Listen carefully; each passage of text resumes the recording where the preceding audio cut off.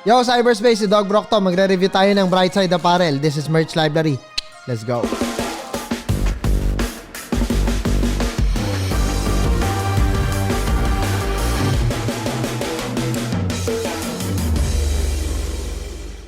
So yun nga no, late last year, nag-shoot si Jerome Neri at yung mga tropa natin from Brightside at may iniwan silang mga merch para sa akin. So sa mga brands yan na nakakanood nito, nasa description sa baba kung paano magpadala. Check out nyo lang yan. Umpisa na natin, may 4 na shirt na iniwan si Jerome sa atin.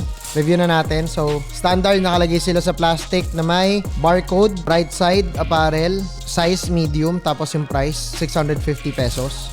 And then this is the shirt. Meron silang hang tag. Ang ganda ng hang tag, oh, pati nung gamit nila na pang-hang dun sa tag. Brightside, locally made in Philippines, size medium. Tapos andito yung wash instruction sa likod. Brightside, and then Brightside Apparel Company is a streetwear brand based in the Philippines that designs to provide good message and hope for everyone.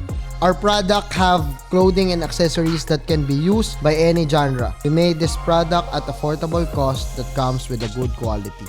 Facebook.com/Brightside Apparel Company or CO, IG Brightside Apparel CO or Co. So, check out na natin. Color beige. And ayun, Brightside Apparel Co. All rights reserved. May face BS 720. July 20, 2019. Sa lower left side ng shirt, meron silang Brightside. Ayan. Isang tao na nagtitrip.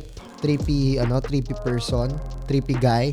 Brightside since 2019 in Roman numerals. Tapos ito yung nila sa likod. Brightside. All rights reserved. Brightside Apparel Co. Check out yan. Let's go. Shirt number 1. Beige. Next.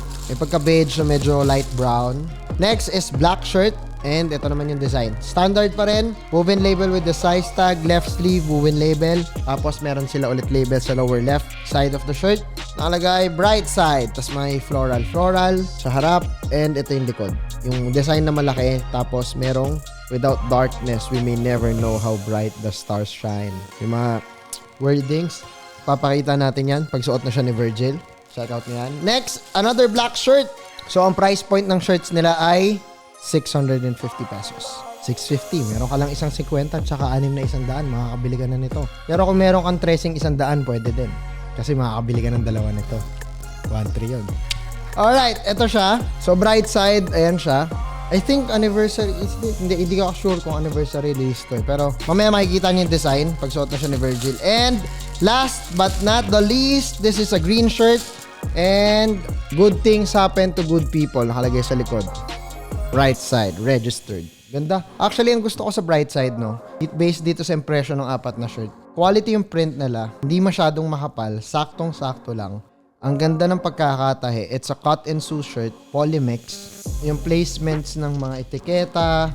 Okay, yung pagkakatupi. Even yung the packaging, the details of packaging with the size on it, with the barcode and the branding. That's really smart. That's still, attention to detail. So, check out nyo sila. Facebook, Instagram, check out nyo Brightside Apparel. Shoutouts kay Jerome. Shoutouts sa lahat na sumusuporta at bumubuo sa brand. Salamat din sa suporta nyo sa akin dito sa Merch Library, dito sa Dog Brock TV. Mga nyo, marami pa kami i-review. Meron kami mga live performances. Meron kaming mga podcast, Dog Brock TV. Let's go. So, na to ni Virgil. Yung manikin namin na pogi.